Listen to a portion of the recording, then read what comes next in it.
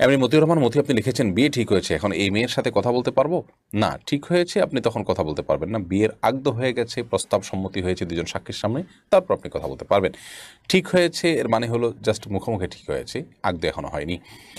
আর এরকম অবস্থাতে একান্ত প্রয়োজনে কোনো বিষয়ে একজন আরেকজনকে কোনো গুরুত্বপূর্ণ বিষয় জানতে চাইছেন, কিংবা হয়তো কারোর জন্য কেউ কিছু কেনাকাটা করবেন, মাপ জানতে চাচ্ছেন, এগুলো যদি হয় তাহলে টেক্সট মেসেজের মাধ্যমে ফেতনামুক্তভাবে করতে পারেন। কিন্তু এখনও যেহেতু আগদ হয়নি, অতএব আপনার স্বামী স্ত্রী নন, বিদায় স্বামী স্ত্রী সুলভ আলাপ সালাপ, খোশ গল্প, প্রয়োজন ছাড়া আলাপচারিতা, কথাবার্তা, সেগুলো কিন্তু বলা জায়েজ হবে না। আদিবা আমিন দিবা আপনি লিখেছেন, আমার একজন বোন আছে যার হাজবেন্ড তার থেকে দূরে অবস্থান করেন। মাঝে মাঝে তিনি যখন উত্তেজিত থাকেন তখন ঘনিষ্ঠভাবে বোনকে ভিডিও কলে আসতে বলেন। এবারে শরীয়তের বিধান কি?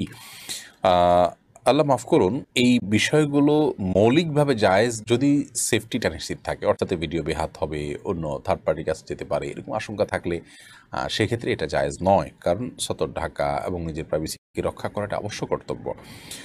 আর এই সাধারণত যে সমস্ত অ্যাপগুলোর মাধ্যমে ভিডিও কল করা হয়, এগুলো আমি যতটুকু জানি যে সেগুলো সংশ্লিষ্ট কর্তৃপক্ষের মনিটরের সুযোগ থাকে, যদিও তারা ইন্ডিভিজুয়াল প্রত্যেকটা মানুষকে আলাদা আলাদা করে তার মনিটর করার সুযোগ পায় না।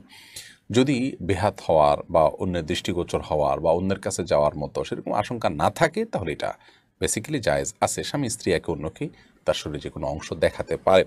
তবে এগুলোর ফলশ্রুতিতে তাদের উত্তেজনা আরও বেশি বৃদ্ধি হবে, এর ফলশ্রুতিতে তারা হারামে লিপ্ত হতে পারেন, জড়াতে পারেন। আর এই কারণে প্রবাসে খুব দীর্ঘ সময় স্ত্রী ছাড়া একজন স্বামীর বসবাস করা জায়েজ নয়, বা স্বামী ছাড়া স্ত্রীর বসবাস করা জায়েজ নয়।